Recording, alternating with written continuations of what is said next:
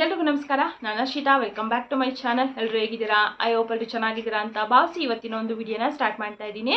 ಗೃಹಲಕ್ಷ್ಮಿ ಯೋಜನಾ 29ನೇ ಕಂತಿನ ಹಣದ ಅಪ್ಡೇಟ್ ಆಗಿರುತ್ತೆ. ಇದುವರೆಗೂ ಎಷ್ಟು ಜನರಿಗೆ 29ನೇ ಕಂತಿನ ಹಣ ಜಮಾ ಆಗಿದೆ, ಇನ್ನು ಯಾವೆಲ್ಲ ಜಿಲ್ಲೆಗಳಿಗೆ ಬಿಡುಗಡೆನೇ ಆಗಿಲ್ಲ, ಇನ್ನು ಎಷ್ಟು ಜಿಲ್ಲೆಗಳಿಗೆ ಬಿಡುಗಡೆ ಆಗಬೇಕು ಏನು ಅಂತ ಹೇಳ್ಬಿಟ್ಟು ಅದ್ರ ಬಗ್ಗೆ ಕಂಪ್ಲೀಟ್ ಇನ್ಫಾರ್ಮೇಷನ್ನ ಈ ವಿಡಿಯೋದಲ್ಲಿ ತಿಳಿಸ್ಕೊಡ್ತಾ ಇದ್ದೀನಿ. ಹಾಗೆ 29ನೇ ಕಂತಿನ ಹಣ ಯಾವ ತಿಂಗಳ ಹಣ ಹಾಗೆ ಇನ್ನು ಎಷ್ಟು ಕಂತುಗಳು ಪೆಂಡಿಂಗ್ ಇದೆ ಅಂತ ಹೇಳ್ಬಿಟ್ಟು ಅದ್ರ ಬಗ್ಗೆನೂ ಕೂಡ ತಿಳಿಸ್ಕೊಡ್ತಾ ಇದ್ದೀನಿ. ಆ್ಯಂಡ್ ಇಷ್ಟೇ ಅಲ್ಲ, ಇವಾಗ ಸತ್ತವ್ರ ಅಕೌಂಟಿಗೆಲ್ಲ ಗೃಹಲಕ್ಷ್ಮಿ ಯೋಜನಾ ಹಣ ಹೋಗ್ತಾ ಇತ್ತಲ್ವಾ, ಸೊ ಅದ್ರ ಬಗ್ಗೆನೂ ಕೂಡ ಸರ್ಕಾರದಿಂದ ಈಗ ಲೇಟೆಸ್ಟ್ ಆಗಿ ಅಪ್ಡೇಟ್ಗಳು ಬಂದಿದೆ.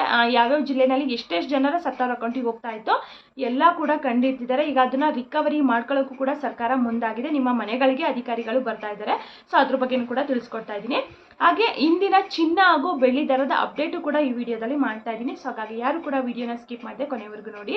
ಹಾಗೆ ನೀವೇನಾದರೂ ನನ್ನ ಚಾನಲ್ನ ಫಸ್ಟ್ ಟೈಮ್ ನೋಡ್ತಾ ಇದ್ದೀರಾ ಅಂದರೆ ಪ್ಲೀಸ್ ಅರ್ಷಿತಾ ಯೂಟ್ಯೂಬ್ ಚಾನಲ್ನ ಎಲ್ಲರೂ ಕೂಡ ಸಬ್ಸ್ಕ್ರೈಬ್ ಮಾಡ್ಕೊಳ್ಳಿ. ಹಾಗೆ ಈ ಮಾಹಿತಿ ಇಷ್ಟ ಆದರೆ ವಿಡಿಯೋಗೊಂದು ಪ್ಲೀಸ್ ಲೈಕ್ ಮಾಡಿ. ಬನ್ನಿ ವಿಡಿಯೋನ ಸ್ಟಾರ್ಟ್ ಮಾಡ್ತೀನಿ. 29ನೇ ಕಂತಿನ ಹಣ ಎಷ್ಟು ಸ್ಪೀಡಾಗಿ ಬಂತು, ಈ ಸ್ಪೀಡಲ್ಲಿ ಕಳೆದ ಕಂತುಗಳು ಯಾವ ಕಂತು ಇಷ್ಟು ಸ್ಪೀಡಾಗಿ ಬಂದಿಲ್ಲ ಅಂತಲೇ ಹೇಳ್ಬೋದು.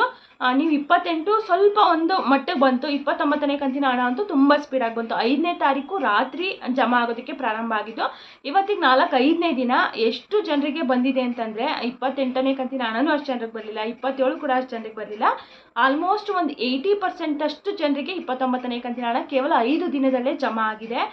ಯಾಕೆ ಇಷ್ಟು ಬೇಗ ಹಾಕಿದ್ದಾರೆ ಅಂತಲೂ ಕೂಡ ಆಲ್ಮೋಸ್ಟ್ ಎಲ್ರಿಗೂ ಕೂಡ ಗೊತ್ತಿರುತ್ತೆ. ಯಾಕಂದರೆ ಇವತ್ತು ಬಾಗಲಕೋಟೆನಲ್ಲಿ ಹಾಗೆ ದಾವಣಗೆರೆಯಲ್ಲಿ ಏನು ಎಲೆಕ್ಷನ್ ನಡೀತಾ ಇದೆಯಲ್ಲ, ಸೊ ಈ ಎಲೆಕ್ಷನ್ ಪರ್ಪಸ್ಸಿಗೋಸ್ಕರ ಪೆಂಡಿಂಗ್ ಇರುವಂಥ ಕಂತುಗಳನ್ನು ಕೂಡ ತುಂಬ ಸ್ಪೀಡಾಗಿ ಮಾಡಿದ್ರು.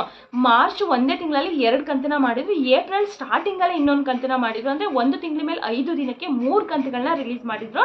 ಜೊತೆಗೆ ಅಷ್ಟೇ ಸ್ಪೀಡಾಗಿ ಹಾಕಿದ್ರು ಎಲ್ರಿಗೂ ಕೂಡ. 27 ಕೂಡ ಸ್ವಲ್ಪ ಬೇಗನೆ ಬಂತು, 28 ಕೂಡ ಬೇಗ ಬಂತು. ಆ 2 ಕಂತುಗಳನ್ನ ಹೋಲಿಸ್ಕೊಂಡ್ರೆ 29ನೇ ಕಂತಿನ ಹಣ ಅಂತೂ ಇನ್ನೂ ಸ್ಪೀಡಾಗಿ ಬಂತು ಅಂತಲೇ ಹೇಳ್ಬೋದು.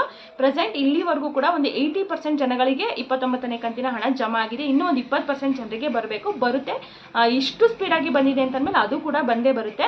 ನಿನ್ನೆ ಇವತ್ತು ಸ್ವಲ್ಪ ಹೆಚ್ಚು ಜನರಿಗೆ ಬಂದಿಲ್ಲ, ಯಾಕಂದರೆ ನೀತಿ ಸಂಹಿತೆ ಜಾರಿ ಇರೋದ್ರಿಂದ ಯಾವುದೇ ರೀತಿ ಹಣಗಳನ್ನ ರಿಲೀಸ್ ಮಾಡೋದು ಆ ರೀತಿ ಏನು ಮಾಡೋಗಿರಲ್ಲ ಅಂತ ಹೇಳ್ಬಿಟ್ಟು ಚುನಾವಣಾ ಆಯೋಗದಿಂದ ಲೆಟರ್ನ ಬರೆದಿರ್ತಾರೆ. ಸೊ ಹಾಗಾಗಿ ಮೇ ಬಿ ಬಂದಿಲ್ಲ ಅಂತಂದ್ರೆ ಆ ರೀಸನ್ ಇರ್ಬೋದು. ಮೇ ಬಿ ಬರ್ತಾ ಇದೆ ಅಂತಂದರೆ ಮೊದಲೇ ಏನಾದರೂ ರಿಲೀಸ್ ಮಾಡಿದರೆ ಏನೂ ತೊಂದರೆ ಇಲ್ಲ, ನಿಮಗೆ ಹಣ ಬಂದೇ ಬರುತ್ತೆ.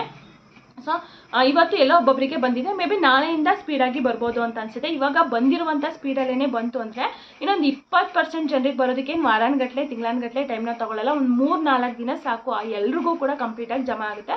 ಬಟ್ ಸರ್ಕಾರ ಮನ್ಸು ಮಾಡಿ ಹಾಕಬೇಕು ಅಷ್ಟೇ. ಅವ್ರು ಹಾಕಿದ್ರು ಅಂತಂದರೆ ಎಲ್ರಿಗೂ ತುಂಬ ಬೇಗನೆ ಬರುತ್ತೆ.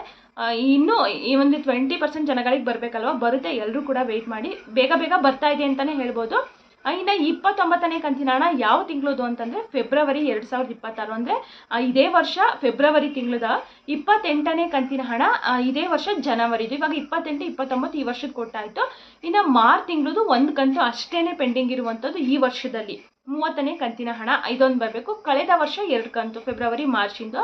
ಆ 2 ಕಂತು ಈಗ ಮಾರ್ಚಿಂದ, ಈ ವರ್ಷದ ಮಾರ್ಚಿಂದ 1 ಕಂತು, ಟೋಟಲ್ ಇನ್ನು 3 ಕಂತು ಬ್ಯಾಲೆನ್ಸ್ ಇರುವಂಥದ್ದು.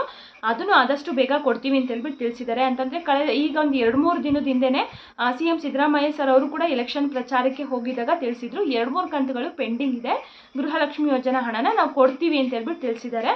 ಅಂದರೆ ಅವ್ರಿಗೂ ಕೂಡ ಗೊತ್ತಿದೆ ಎಷ್ಟು ಕಂತುಗಳು ಪೆಂಡಿಂಗ್ ಇದೆ, ಎಷ್ಟು ಕೊಡಬೇಕು ಅನ್ನೋದು ಗೊತ್ತಿದೆ. ಸೊ ಹಂಗಾಗಿ ಅದನ್ನು ಕೂಡ ಅತಿ ಶೀಘ್ರದಲ್ಲಿ ಬಿಡುಗಡೆ ಮಾಡ್ತಾರೆ ಅಂತ ಅನ್ಸುತ್ತೆ. ಅಂದರೆ ಇದೇ ತಿಂಗಳಲ್ಲಿ ಮಾಡ್ತಾರೆ ಅಂತ ಹೇಳೋಕ್ಕಾಗಲ್ಲ, ಆದರೂ ಕೂಡ ಆಗ್ಬೋದು. ಇನ್ನು 30ನೇ ಕಂತಿನ ಹಣ ಒಂದು ಪೆಂಡಿಂಗ್ ಇದೆ. ಸೊ ಬಹುಶಃ ಈ ತಿಂಗಳಲ್ಲಿ ಎಂಡಲ್ಲಿ ಆದರೂ ಆಗ್ಬೋದು, ಆಗಲಿಲ್ಲ ಅಂತಂದರೆ ನೆಕ್ಸ್ಟ್ ಮಂತ್ ಅಂತೂ ರಿಲೀಸ್ ಮಾಡ್ತಾರೆ. ಇನ್ನು ಈ ವರ್ಷದಲ್ಲಿ ಲಕ್ಷ್ಮೀ ಹೆಬ್ಬಾಳ್ಕರ್ ಮೇಡಮ್ ಪ್ರಕಾರ ಹೇಳೋದಾದರೆ ಅವ್ರ ಕಡೆಯಿಂದ ಇನ್ನು 1 ಕಂತು ಅಷ್ಟೇ ಬ್ಯಾಲೆನ್ಸ್ ಇರುವಂಥದ್ದು. ಇನ್ನು 2 ಕಂತುಗಳೇನಿದೆ ಅದು ಹಣಕಾಸು ಇಲಾಖೆಯವರೇ ಕೊಡ್ತಾರೆ ಉತ್ತರನ ಅಂತ ಹೇಳ್ಬಿಟ್ಟು ತಿಳಿಸಿದ್ರು. ಸೊ ಹಾಗಾಗಿ ಈಗ ಲಕ್ಷ್ಮೀ ಹೆಬ್ಬಾಳ್ಕರ್ ಪ್ರಕಾರ 1 ಕಂತು ಅಷ್ಟೇ, 30ನೇ ಕಂತಿನ ಹಣ ಮಾತ್ರನೇ ಪೆಂಡಿಂಗ್ ಇರುವಂಥದ್ದು. ಈ ತಿಂಗಳಲ್ಲೇ ಆದರೂ ಆಗ್ಬೋದು ಅಥವಾ ನೆಕ್ಸ್ಟ್ ಮಂತಲ್ಲಾದರೂ ಕೂಡ ಆಗ್ಬೋದು. ಈಗ ಆಲ್ರೆಡಿ ಸಾಕಷ್ಟು ಮಾಧ್ಯಮಗಳಲ್ಲೂ ಕೂಡ ತಿಳಿಸ್ತಾ ಇದ್ದಾರೆ, ಈ 30ನೇ ಕಂತಿನ ಹಣ ಕೂಡ ರಿಲೀಸ್ ಆಗಿದೆ, ಅಷ್ಟು ಜಿಲ್ಲೆಗೆ ಬಂದಿದೆ, ಇಷ್ಟು ಜಿಲ್ಲೆಗೆ ಬಂದಿದೆ, 4,000 ಬರ್ತಾ ಇದೆ, 6,000 ಬರ್ತಾ ಇದೆ ಅಂತ ಹೇಳ್ಬಿಟ್ಟು ಖಂಡಿತವಾಗ್ಲೂ ಇಲ್ಲ. 29ನೇ ಕಂತಿನ ಹಣದವರೆಗೂ ಮಾತ್ರನೇ ಬಿಡುಗಡೆ ಆಗಿದೆ. ಇವಾಗ ಬರ್ತಾ ಇರುವಂಥದ್ದು 29ನೇ ಕಂತಿನ ಹಣ ಮಾತ್ರನೇ. ಇನ್ನು 30ನೇ ಕಂತಿನ ಹಣ ಏನಾದರೂ ಬಿಡುಗಡೆ ಆಯಿತು ಅಂದರೂ ಕೂಡ ತಿಳಿಸ್ಕೊಡ್ತೀವಿ, ಅದ್ರ ಬಗ್ಗೆ ಅಪ್ಡೇಟ್ ಬಂದರೂ ಕೂಡ ತಿಳಿಸ್ಕೊಡ್ತೀವಿ. ಸದ್ಯಕ್ಕೆ 29ನೇ ಕಂತಿನ ಹಣ ಎಲ್ಲ ಜಿಲ್ಲೆಗಳಿಗೂ ಕೂಡ ಕಂಪ್ಲೀಟಾಗಿ ಎಲ್ಲ ಜಿಲ್ಲೆಗಳಿಗೂ ಕೂಡ ಬಿಡುಗಡೆ ಆಗಿದೆ. 80% ಅಷ್ಟು ಜನಗಳಿಗಂತೂ ಹಣ ಬಂದಿದೆ. ಉಳಿದಿರುವಂಥದ್ದು ಕೇವಲ 20% ಜನಗಳಿಗೆ ಮಾತ್ರನೇ. ಅವ್ರಿಗೂ ಕೂಡ ಇನ್ನೊಂದು ವಾರದಲ್ಲಿ ಮೇ ಬಿ ಎಲ್ರಿಗೂ ಕೂಡ ಬರುತ್ತೆ, ಎಲ್ಲರೂ ವೆಯ್ಟ್ ಮಾಡಿ. ಇನ್ನು ಸತ್ತವರ ಅಕೌಂಟ್ಗಳಿಗೆ ಗೃಹಲಕ್ಷ್ಮಿ ಯೋಜನಾ ಹಣ ಹೋಗ್ತಾ ಇದೆ ಅಂತ ಹೇಳ್ಬಿಟ್ಟು ಈ ಸರ್ಕಾರನೇ ಈ ಕಳೆದ ಒಂದು ತಿಂಗಳಿಂದ ತಿಳಿಸಿದ್ರು. ಸತ್ತವರ ಅಕೌಂಟಿಗೆಲ್ಲ ಎಷ್ಟೋ ಲಕ್ಷ ಗಟ್ಟಲೆ ಹಣ ಹೋಗಿದೆ ಅಂತ. ಅಂದರೆ ಒಬ್ಬೊಬ್ಬರಿಗಲ್ಲ, ಎಲ್ಲ ಓವರ್ ಆಲ್ ನೋಡೋದಾದರೆ ಎಷ್ಟೋ ಲಕ್ಷದವರೆಗೂ ಕೂಡ ಹಣ ಸತ್ತವರ ಅಕೌಂಟಿಗೆ ಹೋಗಿದೆ, ಕೋಟಿ ಲೆಕ್ಕದಲ್ಲಿ ಹೋಗಿದೆ ಅಂತಲೇ ತಿಳಿಸಿದ್ರು. ಸೊ ಇವಾಗ ಅದನ್ನು ಜಿಲ್ಲಾವಾರು ಎಲ್ಲ ಜಿಲ್ಲೆನಲ್ಲೂ ಕೂಡ ಎಷ್ಟು ಜನರ ಸತ್ತವರ ಅಕೌಂಟಿಗೆ ಹಣ ಹೋಗ್ತಾ ಇದೆ ಅಂತ ಹೇಳ್ಬಿಟ್ಟು ಸರ್ಕಾರ ಕಂಡಿದ್ದಿದೆ. ಸೊ ಇವಾಗ ಮನೆಗೆ ಅಧಿಕಾರಿಗಳನ್ನ ಕಳಿಸಿ ಅದನ್ನು ರಿಕವರಿ ಮಾಡ್ಕೊಳ್ಳೋದಕ್ಕೂ ಕೂಡ ಸರ್ಕಾರ ಮುಂದಾಗಿದೆ ಅಂತಲೇ ಹೇಳ್ಬೋದು. ಇವಾಗ ಅತಿ ಹೆಚ್ಚು ಯಾವ್ಯಾವ ಜಿಲ್ಲೆನಲ್ಲಿ ಇದೆ ಅಂತ ಹೇಳ್ಬಿಟ್ಟು ಎಲ್ಲ ಲೀಸ್ಟ್ಗಳನ್ನ ಮಾಡ್ಕೊಂಡಿದ್ದಾರೆ. ನಿಮ್ಮ ಮನೆಗಳಿಗೆ ಆಶಾ ಕಾರ್ಯಕರ್ತೆಯರನ್ನ ಕಳಿಸ್ತಾರಂತೆ. ಸೊ ಅದನ್ನ ಯಾರು ಸತ್ತವರ ಅಕೌಂಟು ಹಣ ಹೋಗಿದೆಯಾ, ನೀವು ಡೆತ್ ಸರ್ಟಿಫಿಕೇಟ್ನ ಕೊಟ್ಟಿದ್ದೀರಾ, ಅದನ್ನು ಕ್ಯಾನ್ಸಲ್ ಮಾಡಿದ್ದೀರಾ, ಎಷ್ಟು ವರ್ಷ ಆಯಿತು ಸತ್ಯ, ಅದನ್ನೆಲ್ಲ ಎನ್ಕ್ವೈರಿಗೆ ನಿಮ್ಮ ಮನೆಗೇ ಬರ್ತಾರೆ. ಸೊ ನೀವೇ ಏನು ಮಾಡಬೇಕಂತಂದರೆ, ನೀವು ಮೊದಲೇ ಹೋಗಿ ಆ ರೀತಿ ಬರ್ತಾ ಇತ್ತು ಅಂತಂದರೆ ನೀವೇ ಡೆತ್ ಸರ್ಟಿಫಿಕೇಟ್ನ ಕೊಟ್ಟು ಅದನ್ನು ಕ್ಯಾನ್ಸಲ್ ಮಾಡಿಸ್ಕೊಂಡ್ರೆ ತುಂಬ ಒಳ್ಳೆಯದು. ಇಲ್ಲ ಅಂತಂದರೆ ನಿಮ್ಮ ಮನೆಗೆ ಬರ್ತಾರೆ, ಬಂದು ಎಷ್ಟು ತಿಂಗಳಾಗಿತ್ತು ಸತ್ತಿ, ಎಷ್ಟು ತಿಂಗಳಿಂದ ನೀವು ಹಣ ತೊಗೊಂಡಿದ್ದೀರಾ, ಅದೆಲ್ಲನೂ ಕೂಡ ರಿಕವರಿ ಮಾಡ್ಕೋತೀವಿ ಅಂತ ಹೇಳ್ಬಿಟ್ಟು ತಿಳಿಸಿದ್ದಾರೆ. ಇವಾಗ ಹಾವೇರಿ ಒಂದನ್ನೇ ತಿಳಿಸಿದ್ದಾರೆ, ಅಲ್ಲಿ 1800 ಜನ ಸತ್ತವರ ಅಕೌಂಟಿಗೆ ಹಣ ಹೋಗ್ತಾ ಇದೆ ಅಂತ ಹೇಳ್ಬಿಟ್ಟು ತಿಳಿಸಿದ್ದಾರೆ. ಅಂದರೆ ಆಲ್ಮೋಸ್ಟ್ ಒಂದು 10 ಲಕ್ಷಕ್ಕಿಂತ ಹೆಚ್ಚು ಹಣ ಒಂದೇ ಜಿಲ್ಲೆನಲ್ಲಿ ಸತ್ತವರ ಅಕೌಂಟಿಗೆ ಹೋಗಿದೆ ಅಂತಂದರೆ ನೀವು ಲೆಕ್ಕ ಹಾಕೊಳ್ಳಿ. ಉಳಿದ ಎಲ್ಲ ಜಿಲ್ಲೆಗಳನ್ನು ಕೂಡ ತಗೊಂಡ್ರೆ ಆಲ್ಮೋಸ್ಟ್ ಎಷ್ಟು ಕೋಟಿ ಲೆಕ್ಕದಲ್ಲೇ ದುಡ್ಡು ಹೋಗಿರುತ್ತೆ. ಸೊ ಎಲ್ಲನೂ ರಿಕವರಿ ಮಾಡ್ಕೋತೀವಿ ಅಂದಿದ್ದಾರೆ. ಬಹುಶಃ ಮಾಡ್ಕೊಬೋದು, ಮಾಡ್ಕೊಳ್ದೇನೆ ಇರ್ಬೋದು, ಅಥವಾ ಸ್ಟ್ರಿಕ್ಟಾಗಿ ಏನಾದರೂ ರೂಲ್ಸು ವಾರ್ನಿಂಗ್ ಏನಾದರೂ ಮಾಡಿ ನಿಮಗೆ ಪರ್ಮಿಷನ್ನು ಕೊಡ್ಬೋದು. ಬಟ್ ಹೇಳೋಕ್ಕಾಗಲ್ಲ. ಯಾರೆಲ್ಲ ಸತ್ತವರ ಅಕೌಂಟಲ್ಲಿ ತಗೋತಾ ಇದ್ದೀರಾ ಈಗಲೇ ಸ್ಟಾಪ್ ಮಾಡಿಸ್ಕೊಳ್ಳಿ. ಬಟ್ ನಿಮಗೆ ಒಳ್ಳೇದು ಅಷ್ಟೇ. ಸರ್ಕಾರ ಆಲ್ಮೋಸ್ಟ್ ಇನ್ನೊಂದು 2 ತಿಂಗಳಲ್ಲಿ ಅದನ್ನೆಲ್ಲ ಪ್ರೊಸೆಸ್ನ ಸ್ಟಾರ್ಟ್ ಮಾಡ್ತಾರೆ, ಸತ್ತವರ ಅಕೌಂಟಿಗೆ ಹೋಗಿರೋದನ್ನ ಎಲ್ಲ ರಿಕವರಿ ಮಾಡ್ಕೊಳ್ಳೋದಕ್ಕೆ. ಸೊ ಹಾಗಾಗಿ ಅವರು ಬರೋದಕ್ಕೂ ಮೊದಲು ನೀವೇ ಮಾಡಿಕೊಂಡ್ರೆ ನಿಮಗೆ ಒಳ್ಳೇದಂತಲೇ ಹೇಳ್ಬೋದು.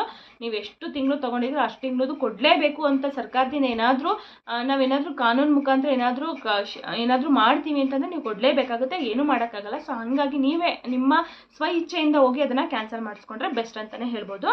ಇನ್ನು ಇದಿಷ್ಟು ಗೃಹಲಕ್ಷ್ಮಿ ಯೋಜನಾ ಹಣದ ಬಗ್ಗೆ ಆಯಿತು. ಇನ್ನು ಇವತ್ತಿನ ಚಿನ್ನ ಹಾಗೂ ಬೆಳ್ಳಿ ದರದ ಬಗ್ಗೆ ನೋಡೋದಾದರೆ ನಿನ್ನೆ ಹೋಲಿಸ್ಕೊಂಡ್ರೆ ಸ್ವಲ್ಪ ಕಡಿಮೆ ಆಗಿದೆ ಅಂತಲೇ ಹೇಳ್ಬೋದು. ನಿನ್ನೆ ಸ್ವಲ್ಪ ಜಾಸ್ತಿ ಆಗಿಬಿಟ್ಟಿತ್ತು, ಚಿನ್ನನೂ ಅಷ್ಟೇ ಬೆಳ್ಳಿನೂ ಅಷ್ಟೇ 14,000 ಕ್ರಾಸ್ ಆಗಿತ್ತು. ಬಟ್ ಇವತ್ತು ಮತ್ತೆ ಸ್ವಲ್ಪ ಕಡಿಮೆ ಆಗಿದೆ. ನಿನ್ನೆ ರೇಟು ಫಸ್ಟ್ ತಿಳಿಸ್ತೀನಿ ನೋಡಿ. ನಿನ್ನೆ 24 ಕ್ಯಾರೆಟ್ ಗೋಲ್ಡು 15,382 ರೂಪಾಯಿ ಇತ್ತು, 24 ಅಂದರೆ ಪ್ಯೂರ್ ಗೋಲ್ಡು. ಇನ್ನು 22 ಕ್ಯಾರೆಟ್ ಅಂದರೆ 916 ಗೋಲ್ಡ್ ಬರುತ್ತಲ್ಲ, ಅದು ಬಂದು ನಿನ್ನೆ 14,100 ರೂಪಾಯಿ ಆಗಿತ್ತು. ಬೆಳ್ಳಿ ಬಂದು ಪರ್ ಗ್ರಾಮು 251 ರೂಪಾಯಿ ಆಗಿತ್ತು ನಿನ್ನೆದು ಇವಾಗ ಹೇಳಿರುವಂಥದ್ದು. ಇನ್ನು ಇವತ್ತಿನ ರೇಟ್ ಹೇಳ್ತೀನಿ ನೋಡಿ. ಇವತ್ತಿನ ರೇಟು 24 ಕ್ಯಾರೆಟ್ ಗೋಲ್ಡ್ ರೇಟು 15,148 ರೂಪಾಯಿ ಆಗಿದೆ.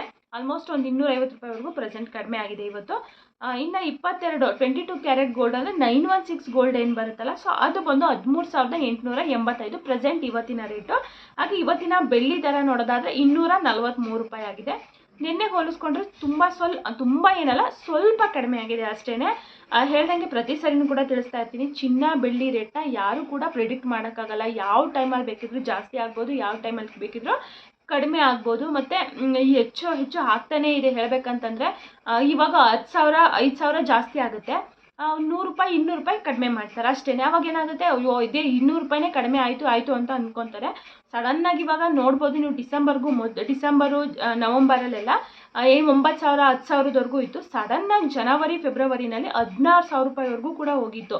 ಸೊ ಇವಾಗ ಸ್ವಲ್ಪ ಅದಕ್ಕೆ ಹೋಲಿಸ್ಕೊಂಡ್ರೆ ಸ್ವಲ್ಪ ಮಟ್ಟಿಗೆ ಕಡಿಮೆ ಆಗಿದೆ. ಮುಂದಿನ ದಿನಗಳಲ್ಲಿ ಕಡಿಮೆ ಆಗುತ್ತೆ ಅಂತಲೂ ಹೇಳೋಕ್ಕಾಗಲ್ಲ, ಅಥವಾ ಹೆಚ್ಚಾಗುತ್ತೆ ಅಂತಲೂ ಹೇಳೋಕ್ಕಾಗಲ್ಲ. ಕೆಲವೊಬ್ಬೊಬ್ರು ಹೇಳ್ತಾರೆ ಹೆಚ್ಚಾಗುತ್ತೆ, 20,000ವರೆಗೂ ಆಗುತ್ತೆ ಅಂತ ಹೇಳ್ತಾರೆ. ಕೆಲವೊಬ್ಬೊಬ್ರು ಇಲ್ಲ 10,000 8,000ಕ್ಕೂ ಬಂದು ನಿಲ್ಲುತ್ತೆ ಅಂತ ಕೆಲವ್ರು ಹೇಳ್ತಾರೆ.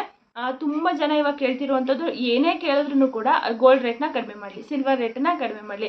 ನಮ್ಗೆ 50 ಗ್ರಾಮ್ ತಾಳ ಹತ್ರಕ್ಕೆ ಅಟ್ಲೀಸ್ಟ್ ಒಂದು 10 ಗ್ರಾಮ್ ಆದರೂ ತೊಗೋತೀವಿ, ಅಥವಾ 10 ಗ್ರಾಮ್ ತಾಳ ಹತ್ರಕ್ಕೆ ಒಂದು 2-3 ಗ್ರಾಮ್ ಆದರೂ ತೊಗೋತೀವಿ, ಸ್ವಲ್ಪನಾದರೂ ಕಡಿಮೆ ಮಾಡಲಿ ಅಂತ ಹೇಳ್ತಾರೆ. ಬಟ್ ನೋಡೋಣ ಮುಂದಿನ ದಿನಗಳಲ್ಲಿ ಕಡಿಮೆ ಆಗುತ್ತಾ ಇಲ್ವಾ ಅಂತ ಹೇಳ್ಬಿಟ್ಟು. ಈ ಎಲೆಕ್ಷನಿಗೆ ಪ್ರಚಾರಕ್ಕೆ ಬಂದಾಗ ನಾವು ಕೇಳ್ತೀವಿ ಚಿನ್ನ ಬೆಳ್ಳಿ ರೇಟ್ನ ಕಡಿಮೆ ಮಾಡಿ ಅಂತ ಹೇಳ್ಬಿಟ್ಟು ಅಂತ ತುಂಬ ಜನ ಹೇಳ್ತಾ ಇರ್ತಾರೆ. ಬಟ್ ಅದು ಕೇಂದ್ರ ಸರ್ಕಾರದ ಮೇಲೆ ಡಿಪೆಂಡ್ ಇರುತ್ತೆ. ನೋಡೋಣ ಕೇಂದ್ರ ಸರ್ಕಾರ ಹೆಂಗೆ ಮಾಡ್ತಾರೆ ಏನು ಅಂತ ಹೇಳ್ಬಿಟ್ಟು. ಸದ್ಯದ ಮಟ್ಟಿಗಂತೂ ತುಂಬ ಏನು ಕಡಿಮೆ ಆಗಿಲ್ಲ. ಬಟ್ ಆದ್ರೂ ಒಂದು ಮಿಡಲ್ ಕ್ಲಾಸ್ ಫ್ಯಾಮಿಲಿಯವರಿಗೆ 13,800 ಅಂತಂದರೆ ತುಂಬ ದೊಡ್ಡ ಅಮೌಂಟ್ ಅಂತಲೇ ಹೇಳ್ಬೋದು. ಎಷ್ಟೋ ಜನರಿಗೆ 10,000 15,000 ಸ್ಯಾಲ್ರಿನೇ ಇರುತ್ತೆ, ತಿಂಗಳ ಸ್ಯಾಲ್ರಿ. ಅದರಲ್ಲಿ ಅವ್ರ ಜೀವನನ ನಡೆಸ್ಕೊಂಡು 1 ಗ್ರಾಮ್ ಚಿನ್ನ ತೊಗೋಬೇಕು ಅಂತಂದರೆ ವರ್ಷಾನುಗಟ್ಟಲೆ ಕಾಯಬೇಕು. ಕೇವಲ 1 ಗ್ರಾಮಿಗೆ ವರ್ಷಾನುಗಟ್ಟಲೆ ಕಾಯಬೇಕಾಗುತ್ತೆ. ಸೊ ಅದನ್ನೆಲ್ಲ ನೋಡಿಕೊಂಡು ಅಟ್ಲೀಸ್ಟ್ ಒಂದು 7-8 ಸಾವಿರಕ್ಕೆ ಬಂದರೆ ಪಾಪ ಎಲ್ಲರ ಕೈಗೂ ಎಟ್ಕುತ್ತೆ ಚಿನ್ನ, ಎಲ್ಲರೂ ಕೂಡ ತೊಗೊಂಡು ಹಾಕೋಬೋದು, ಖುಷಿ ಪಡ್ಬೋದು. ಹೆಚ್ಚಾದರೆ ಏನೂ ಮಾಡೋಕ್ಕಾಗಲ್ಲ, ನಮಗೆ ಅಂತಲೇ ಇದ್ದೇ ಇರುತ್ತಲ್ಲ ಆರ್ಟಿಫಿಷಿಯಲ್ಲು. ಸೊ ಅವನ್ನೇ ಹಾಕೊಂಡು ಖುಷಿ ಪಡೋದು ಅಷ್ಟೇ. ಅಷ್ಟೊಂದು ಇನ್ವೆಸ್ಟ್ ಮಾಡಿ ತಾಳೋಕ್ಕಾಗಲ್ಲ. ಇವನ್ನೇ ಒಂದೊಂದು ಸೀರೆಗೆ ಒಂದೊಂದು ಡ್ರೆಸ್ಸಿಗೆ ಒಂದೊಂದು ಹಾಕೊಂಡು ಖುಷಿ ಪಡ್ಬೋದು ಅಷ್ಟೇ. ಇದು ಬಿಟ್ಟರೆ ಬೇರೆ ಇನ್ನೇನು ಆಪ್ಷನ್ ಇಲ್ಲ. ನೋಡೋಣ. ಕಡಿಮೆ ಆಯಿತು ಅಂತಂದರೆ ಇನ್ನು ಪ್ರತಿದಿನವೂ ಕೂಡ ಅಪ್ಡೇಟ್ ಮಾಡ್ತಾನೆ ಇರ್ತೀನಿ.